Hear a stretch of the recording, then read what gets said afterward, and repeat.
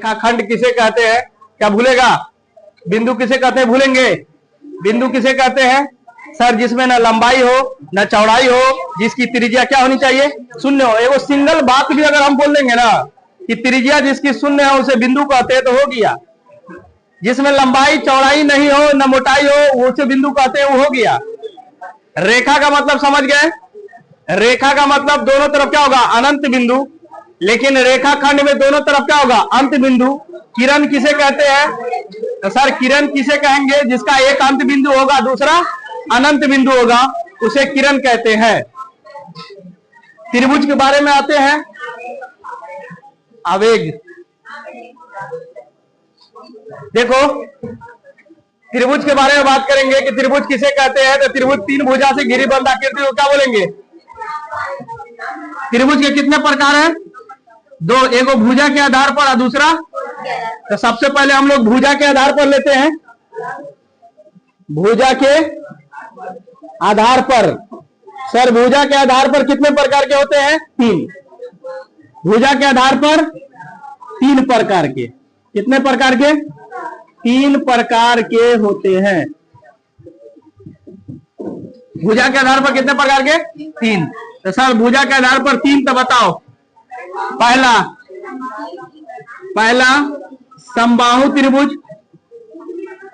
देखो समबाहु त्रिभुज में बहुत सवाल रहेगा। समबाहु त्रिभुज किसे? समबाहु और दूसरा समद्विबाहु। समद्विबाहु त्रिभुज और तीसरा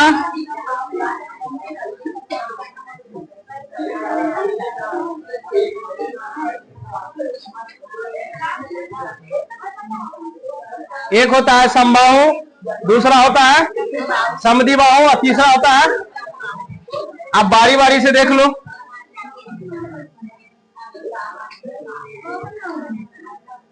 कोण के आधार पर, कोण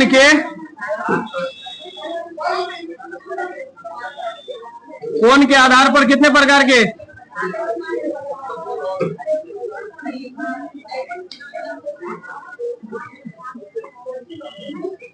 कोण के आधार पर तीन प्रकार के होते हैं। कितने? पहला होगा सर न्यून कोण।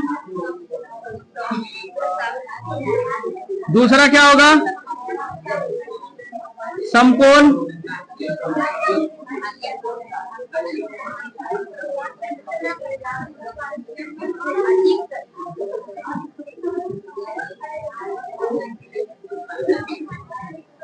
चले, बात नहीं करो, खाली देखो यहाँ।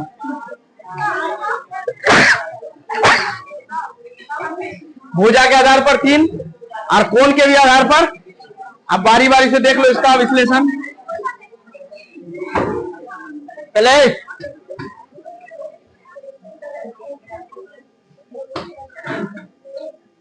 पहला समबाहु त्रिभुज मार रहे हैं, ठीक है? समबाहु त्रिभुज का पूरा डिटेल्स मार रहे हैं। पहला समबाहु त्रिभुज। सर समबाहु त्रिभुज वैसा त्रिभुज होता है जिसकी सभी भुजाएं क्या होगा? बराबर होते हैं। जिसकी सभी भुजाएं, वैसा त्रिभुज जिसकी सभी भुजाएं क्या होगा? वैसा त्रिभुज जिसकी सभी भुजा बराबर हो। सभी भुजा क्या हो? बराबर हो, उसे क्या बोलेंगे? उसे समबाहु, समबाहु त्रिभुज कहते हैं। एक बात हम बता दें, आज के बाद फिर ट्रायंगल नहीं पढ़ना। देखिए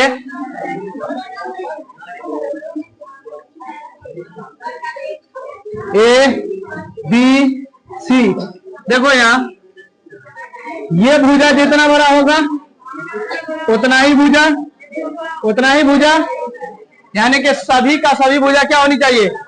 यानी वैसा त्रिभुज जिसकी सभी भुजा बराबर हो उसे क्या बोलेंगे? समबाहु त्रिभुज। अब बता, समबाहु त्रिभुज के बारे में बात करेंगे तो समबाहु त्रिभुज का क्षेत्रफल बता लेते हैं, परिमाप बता लेते हैं, ऊंचाई बता देते हैं, भुजा बता देते हैं, समबाहु त्रिभुज से गिरा हुआ लंब की लंबाई बता देते हैं? नहीं। चलो देखो, अब इसी समबाहु त्रिभुज का बोलो, समबाहु त्रिभुज का क्षेत्रफल √3/4 गुने भुजा स्क्वायर। यही बात रहेगा कि समबाहु त्रिभुज का परिमाप, समबाहु त्रिभुज की 3 गुने 1 भुजा। समबाहु त्रिभुज का परिमाप क्या होगा? 3 गुने 1 भुजा।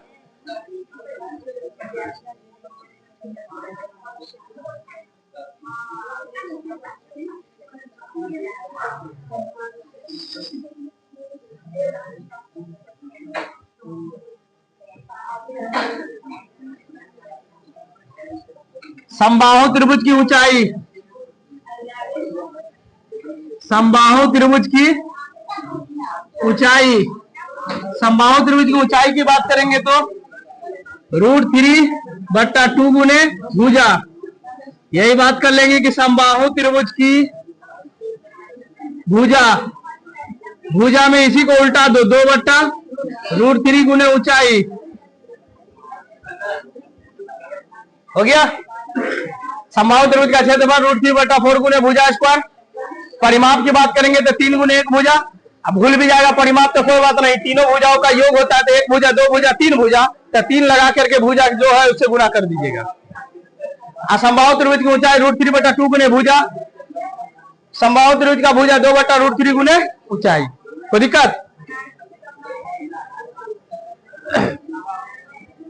इतना बात समबाहु त्रिभुज में आपसे पूछ लिया जाएगा। ये प्रूफ करेंगे तो भी काम आएगा, सवाल बताएंगे तो भी काम आएगा। दूसरा बात कर लीजिए, समद्विबाहु,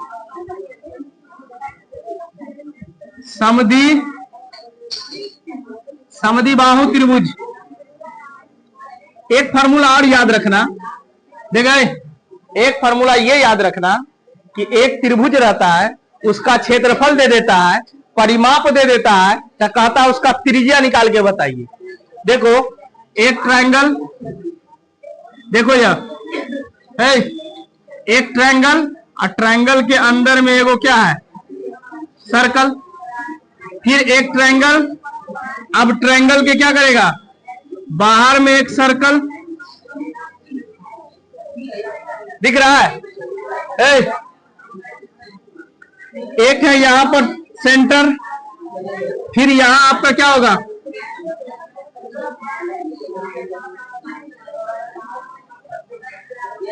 अगर कोई ट्रायंगल के अंदर में कोई वृत्त है तो उसको बोलेंगे अंतःवृत्त। इसको क्या बोलते हैं हम लोग? अंतःवृत्त, अंतःवृत्त। और इस बाहर से जो अगर वृत्त है उसको बोलेंगे परिवृत्त। क्या बोलेंगे? तो परिवृत्त है तो इसकी परित्रिज्या होगा। अंतःवृत्त है तो इसका क्या होगा? अंतः। तब इसका अगर रेडियस पूछेगा ना तो बताइए क्या बोलिएगा? इसका अगर त्रिज्या पूछेगा तो याद रखना एरिया बट्टा परिमाप होता है। एरिया बट्टा परिमाप, अर्ध परिमाप, एरिया बट्टा। ये फॉर्मूला याद रख लेना, बताएंगे हम। फिर अगर इसका पूछेगा तो तीनों भुजाओं का गुणनफल याद रखना, ABC बट्टा 4 गुने एरिया।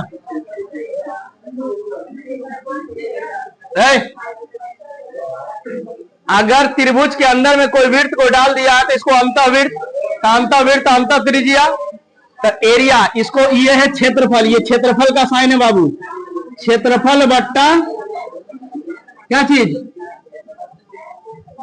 क्षेत्रफल बट्टा परिमाप। क्या बोलेंगे इसको? परिमाप में भी कौन? अर्ध।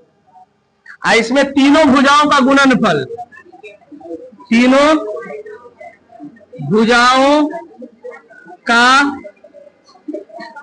गुणनफल बट्टा 4 गुने क्षेत्रफल। हो गया? 4 गुने क्षेत्रफल। ये हो गया आपका समबाहु त्रिभुज। जल्दी से इसको नोट कर लो।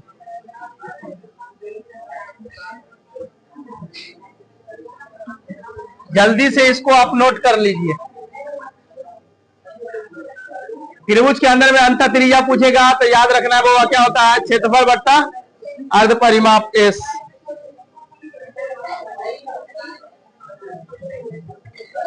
समद्विबाहु त्रिभुज वैसा त्रिभुज जिसकी दो भुजाएं, जिसकी दो भुजा क्या हो, तो बताइए। एक त्रिभुज बना लेंगे हम लोग और उसमें दो को बराबर भुजा दिखा देंगे, ए बी सी। मान लेते हैं ये भुजा अगर ए है तो ये भी भुजा कितना हो जाएगा,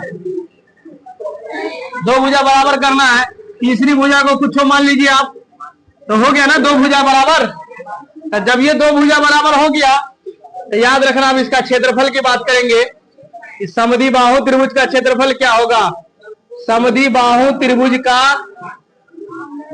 क्षेत्रफल 1/4 b root under 4a square minus, यहाँ पर बी किसको शो कर रहा है सर, तो आधार को शो कर रहा है। ए किसको शो कर रहा है सर, तो यहाँ पर समान भुजा को शो कर रहा है। तो याद रखना समद्विबाहु त्रिभुज का क्षेत्रफल 1/4 b root under 4a square minus b square. यही बात रहेगा कि समद्विबाहु त्रिभुज का परिमाप, समद्विबाहु त्रिभुज का परिमाप बोले, समद्विबाहु त्रिभुज का परिमाप ए मिलके 2a प्लस बी। समद्विबाहु त्रिभुज का परिमाप ए और ए मिलके 2a प्लस बी। समद्विबाहु त्रिभुज का शीर्ष लंब, समद्विबाहु त्रिभुज का ऊंचाई या शीर्ष लंब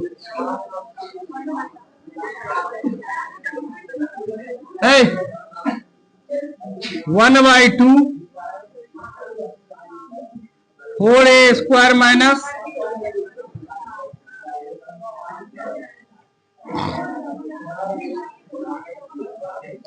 अब आ जाइए समद्विबाहु, कौन सी में आएंगे, समद्विबाहु।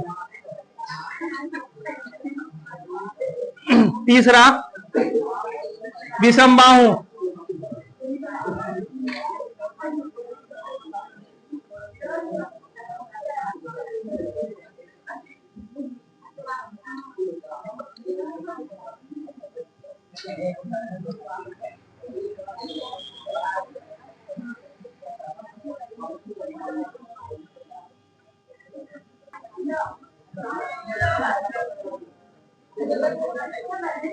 नहीं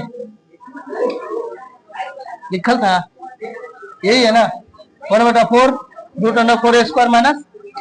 चला है विषमबाहु,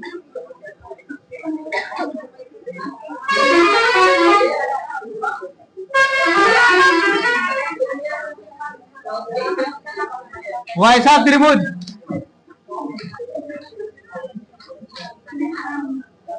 जिसकी, वैसा त्रिभुज जिसकी तीनों भुजा अलग अलग हो,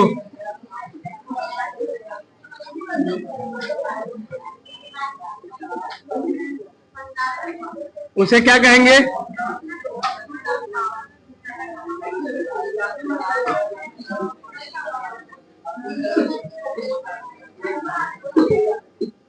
विषमबाहु त्रिभुज का अगर क्षेत्रफल पूछेगा ना तो हीरोइन के फार्मूला से निकालते हैं। किससे निकालते हैं, हीरोइन के फार्मूला से हम लोग विषमबाहु त्रिभुज का निकालते हैं। देखो इसके तीनों भुजाएं अलग अलग होते हैं, ए बी सी। ये भुजा ए होगा, ये दूसरा बी होगा, ये तीसरा। ऐसे समझ लेते हैं, ए के सामने वाली भुज कौन के सामने वाला ए, बी के सामने वाली छोटका बी या सी के सामने छोटा सी। तो बोलो अगर इसका क्षेत्रफल पूछेंगे, सर त्रिभुज ए बी सी का क्षेत्रफल बताइए, तो क्या बोलना है, root under s minus a s minus b s minus. अगर इसी का परिमाप पूछेंगे ना त्रिभुज एबीसी का परिमाप, तो तीनों भुजाओं का योग, तीनों भुजाओं का योग, मतलब योग अगर पूछे तो ए बी सी बोले एस मतलब ये तो हो गया परिमाप। त्रिभुज एबीसी का क्या हो गया, एबीसी का क्या हो गया, परिमाप हो गया। अब परिमाप का आधा अर्ध परिमाप, यानी अगर एस बोलेगा निकालने के लिए तो ए प्लस बी प्लस सी बट्टा, है ना। एस को क्या बोलेंगे, अर्ध परिमाप। सीधा परिमाप पूछेंगे तो तीनों भुजाओं का योग बोलना है, और अर्ध परिमाप यानी एस बराबर ए प्लस बी प्लस सी बट्टा अर्ध परिमाप का मतलब, अर्ध का मतलब आधा, इसी परिमाप को आधा कर दीजिए तो अर्ध परिमाप हो जाएगा। नहीं, इतना बात हो गया, त्रिभुज खत्म। अब न्यून कोण को शॉर्ट में मार लेते हैं हम लोग। पहला न्यून कोण, न्यून कोण देखो भाई गौर से सुनो। सर न्यून कोण किसे कहते हैं, न्यून कोण हम लोग किसे कहते हैं, तो वैसा कोण जो 0 डिग्री से बड़ा 90 डिग्री से, वैसा कोण जो 0 से बड़ा 90 से। तो याद रखिएगा, इसको हम शॉर्ट में मार लेते हैं।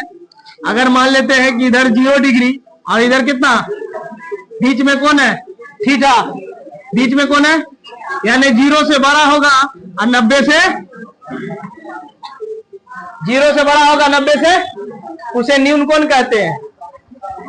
दूसरा अगर बात कर लेंगे समकोण, समकोण त्रिभुज किसे कहते हैं, तो वैसा कोण जिसका एक कोण कितना डिग्री का हो, वैसा कोण जिसका एक कोण 90 डिग्री का हो, यानी थीटा का मान कितना डिग्री, तो याद रहेगा ना। न्यून कोण किसे कहेंगे, सर 0 डिग्री से बड़ा 90 डिग्री से छोटा उसे न्यून कोण कहेंगे। समकोण जिसका एक कोण 90 डिग्री का हो, एक कोण। सर तीसरा बात कर लेंगे अधिक कोण, कौन कौन, अधिक कोण, अधिक कोण किसे कहेंगे, तो याद रखना 90 डिग्री से क्या होगा और 180 डिग्री से बीच में है एंगल थीटा। देखो इधर कोण यहाँ पर थीटा को माना गया है, 90 से ज्यादा 180 से, तो कौन कौन, कोई पूछ देगा 120 डिग्री का कोण कौन कौन होता है, तो 120 डिग्री 180 से छोटा है और 90 से क्या है, तो अधिक कोण है। पूछ देगा 50 डिग्री का कोण कौन कौन है, 50 डिग्री का कोण कौन कौन है, 50 डिग्री का कोण न्यून कोण है। देखो ना 50 डिग्री यानी 90 से छोटा है ना, तो न्यून कोण है। सीधा कर देगा 90 डिग्री का कोण कौन कौन है, इसके बाद भी कोण है। देखो इसके बाद का कोण लिख लेना, समझ जाना कोण के आधार पर 3 प्रकार के, न्यून कोण, समकोण और अधिक कोण। और इसके बाद भी कोण सब है, जैसे रिजु कोण, रिजु कोण जो कितना डिग्री का होगा, वैसा कोण जो 180 डिग्री का हो। इसी रिजु कोण को सरल रेखीय कोण भी बोला जाता है। क्या बोलेंगे इसको, सरल रेखीय।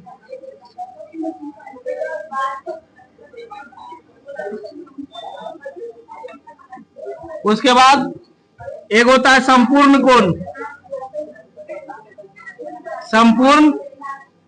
संपूर्ण कोण से एक पहले लिख लो विरहित कोण।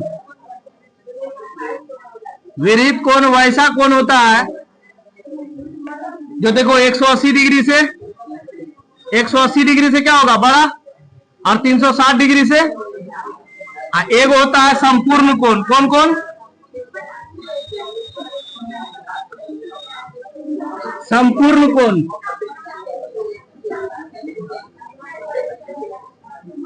संपूर्ण कोण कंप्लीट एंगल पूरा का पूरा कितना डिग्री का होगा, 360 डिग्री का होगा। इसको छाप लीजिए। न्यून कोण किसे कहेंगे, न्यून कोण 0 से बड़ा 90 से, सम कोण यानी एक कोण कितना डिग्री 90 डिग्री, अधिक कोण यानी 90 से ज्यादा 180 से। सरल रेखीय कोण मतलब एक सरल रेखा पर कितना डिग्री का कोण बनेगा, 180 डिग्री, जिसको हम लोग रिजु कोण के भी नाम से जानते हैं। उसके बाद विरहित कोण के बाद, विरहित कोण जो 180 से बड़ा 360 से, और संपूर्ण कोण पूरा 360 डिग्री का। जल्दी